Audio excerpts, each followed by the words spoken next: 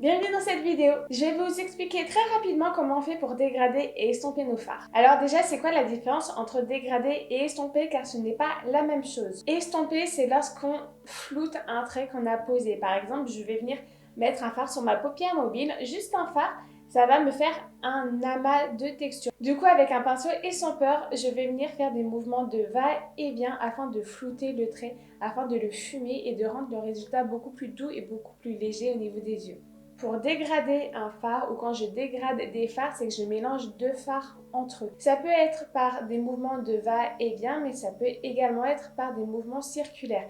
Pour être honnête avec vous, le type de mouvement va dépendre de vos paupières et de vos yeux. Si vous avez de la place pour bien étirer les fards, vous allez faire des mouvements circulaires pour bien les dégrader et les étirer vers le haut. Si vous avez peu de place au niveau de vos yeux, faites des mouvements de va-et-vient pour flouter les fards, mais ne pas trop les étaler et garder du coup une structure nette au niveau de votre maquillage. Car si vous avez des petits yeux et que vous commencez à faire des mouvements arrondis, vous allez étaler vos fards et en fait les dégradés de vos fards vont vraiment se mélanger. Vous allez vous retrouver plus avec un aplat entre guillemets de couleur qu'un beau dégradé. De façon générale, il n'y a vraiment pas de miracle au niveau du dégradé et de l'estompage des fards. C'est vraiment votre main et votre technique à vous que vous allez devoir travailler. Si vous préférez faire des mouvements de va-et-vient, vous faites des mouvements de va-et-vient. Si vous préférez faire des mouvements circulaires, vous faites des mouvements circulaires.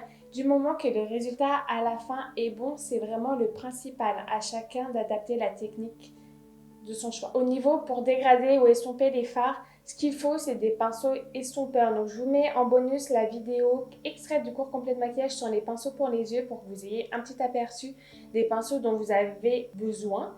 Au niveau des pinceaux, parce que je n'ai pas forcément détaillé à chaque fois les types de pinceaux que j'utilise dans cette formation, donc je vous le dis là. La règle la plus importante en fait à retenir, c'est qu'il vous faut au moins 3 pinceaux estompeurs pour réaliser vos maquillages des yeux. Je vais vous montrer tout de suite le style de pinceau.